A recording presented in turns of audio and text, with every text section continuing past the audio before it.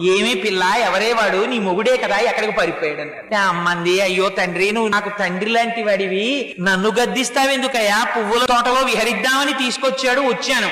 ఆయన ఎక్కడికి పారిపోయాడో నేనెక్కడ చెప్పగలనండి. ఆయన ఎక్కడుంటాడన్నారు. ఎక్కడుంటాడంటే ఏం చెప్పని, కొండలంతా ఉంటాడు, ప్రపంచమంతా ఉంటాడు. ఎంత గడుసుగా మాట్లాడేవే పిల్ల, అంతటా ఉంటాడా, కానీ మీ ఆయన్ని చూపించలేవా? ఎక్కడికి పోతాడు? చీకటిగా ఉంది కదా, నేను వృద్ధుణ్ణి అయిపోయాను, నిన్ను గుర్తుపడదామన్నా నువ్వెవరో గుర్తుపట్టలేకపోతున్నాను, అందుకని నిన్ను ఈ సంపంగి చెట్టు కట్టేస్తానని మొలకున్న ఉత్తరీయం తీసి ఉత్తరీయం వేసి కట్టేశారు. ఆయన కట్టేస్తే పాపం తల్లి రాత్రంతా సంపంగి చెట్టుకి కట్టుబడిపోయి ఉండిపోయిందండి. ఏమా తల్లి కర్మ, ఆ తల్లి కనుబొమ్మ కదిలితే ఐశ్వర్యం వస్తుంది. అటువంటి తల్లిని ఉత్తరీయంతో కట్టేశారు అనంతాచార్య వారు. కట్టేస్తే తెల్లవారిపోయింది, గుడి తలుపులు తెరిచారు.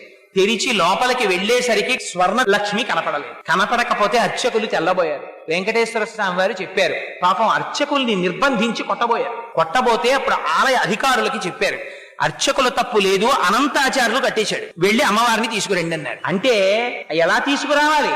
కన్యాదానం చేయడానికి పిల్లని తీసుకొచ్చినట్టు తీసుకురావాలి, అనంతాచార్యులు అలా తీసుకురామనండి అన్నారు. అందుకని 8 ఏళ్ల పిల్లగా మారిపోయింది. సంకనెత్తుకుని వచ్చారు అనంతాచార్యులు వారు.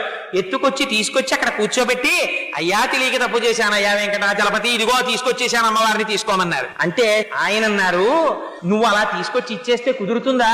నువ్వు మళ్ళీ నాకు పిల్లని తెచ్చి ఇచ్చిన వాడివి, నువ్వు మామగారివి నాకు అని మామగారు అని పిలిచి తను కట్టుకున్నటువంటి పంచె విప్పి అనంతాచార్యులు వారికి మెడలో వేశారు. తను పెట్టుకున్న కర్ణాభరణములను తీసి అనంతాచార్యులు వారి చెవులకి తొడిగారు. తన మెడలో వేసుకున్నటువంటి హారములు తీసి అనంతాచార్యులు వారి మెడలో వేశారు. అదిగో ఆ అనంతాచార్యుల వారంటే అంత పరమ